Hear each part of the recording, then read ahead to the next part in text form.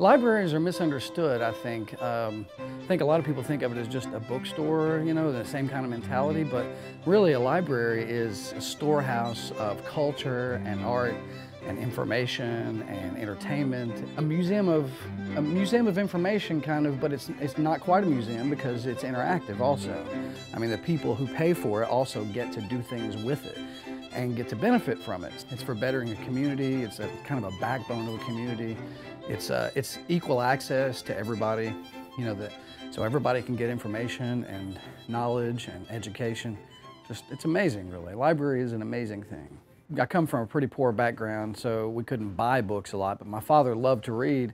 So when he had us on visitation, the library was like one of the main places we would go. It was at the Carnegie building. And I loved that building. It was just this huge, to me, huge, imposing building, but that I could somehow go in there anyway, a kid, you know, and be welcomed in this big building, the marble and everything. So when I started going to the library so much, it became such an escape for me, such a wonderful, just like I could lose myself in there and, you know, of course, read anything I wanted, and that blew my mind that this existed. And just the idea that I could just get books on anything, really. And that just opened up this idea that the library was this place just for free information. It was for the expanding of the mind, you know. So I did that. I mean, I just ate up every book I could find. I would just follow whatever trajectory of reading I got on, and that led me to really seeing books as something that are life-changing, just life-changing things. You know, I think the library was instrumental in that, and that's one of the things I try to encourage my students to do as an English professor, is to find that love of just exploring wherever your mind takes you, and the library is perfect for that. Well, we go to like all sorts of libraries, like Northside and Tate's Creek and Eagle Creek and this library. I like to like pick out books, and I like to like just sit and read. Once I asked my mom if we could stay for like a long time at the library, like so I could just like hang out and read. But she's like, no, we have to get home. We have to do school and stuff. I'm like, okay. I just get upset when we don't stay for a long time because I want to stay here and read. I love that there's so many books here, and I love that it's like so quiet and it's not like loud, because I can't read when it's loud. I read like a whole lot of books in a week. And my parents are usually like, Maya, come sit at the table, and I have like my nose in a book and I won't stop reading, and I'm like, what? What'd you say? And that gets on their nerves. They don't like me to have my heads in the clouds because I read all the time. I actually want to work in a library. Yeah. And then I'll work in the library, and then I'll become an author. So I'll be a librarian/author when I grow up. It was always hectic, a little bit in our household, you know, and I was always into a lot of things as far as school and stuff like that. And, you know, I was always a little bit confused about what I wanted to do with myself, what I wanted to be. And at the time I was 15 years old, and I was working at Captain D's, you know, trying to help a little bit in the house and have a little money in my pockets. And I knew I didn't want to work in a fast food restaurant my whole life, but I also didn't know what I was going to be. And I was very lost and confused because I didn't have much guidance. I was in class, speech and drama class, and this was probably my senior year. And I strictly remember Bill Clinton's inauguration, his first inauguration speech. And the teacher turned it on, and there it goes. It was Maya Angelou doing a poem. And the whole class was hollering and talking loud, and nobody was really paying attention. But when I heard her voice, it just amazed me. So after it was over, I turned around and I asked my teacher, I said, who was that? And she said, that's Maya Angelou, Tammy. I really didn't want to, because I was sort of like a cool kid, so I didn't really want everybody to know that I had took an interest in this.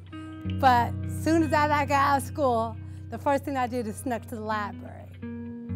And I looked her up, and I pretty much read every book, every poem she had ever written. And I just remember at nights, when I feel like I didn't have nowhere to go or nobody in my life, I would just listen to her tapes of her poems, and she just encouraged me so much, you know, and made me believe that I was somebody. And I was more than just this little bitty black girl, that I was a strong young woman, and I could be whatever I wanted to be.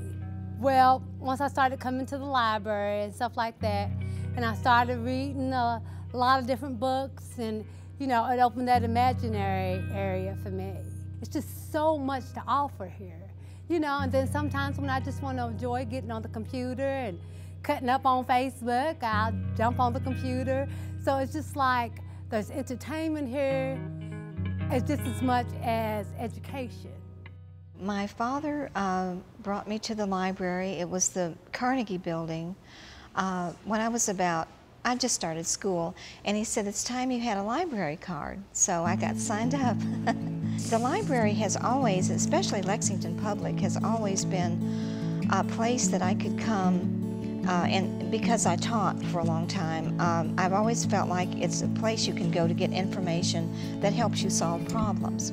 It's sometimes a little scary how I'll have a problem and I'll turn around and lo and behold, there's a book there that will help me find the answer. It's been almost 3 years ago now, but my mother had passed away and I had been laid off from my teaching job, and I was getting like zero income, so I needed to work on my resume, and I was at the Northside branch every day for 2 or 3 hours a day working on my resume and sending it out.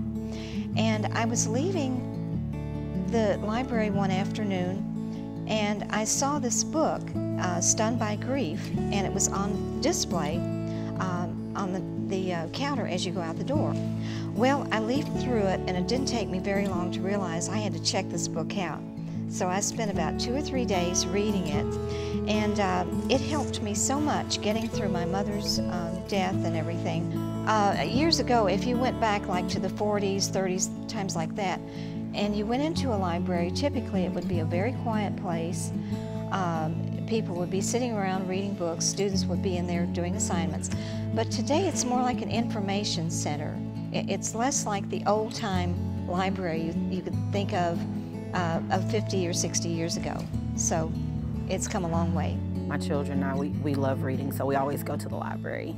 And then when I found out about the grants collection department, that was like more incentive to start coming, like very regular, like every day.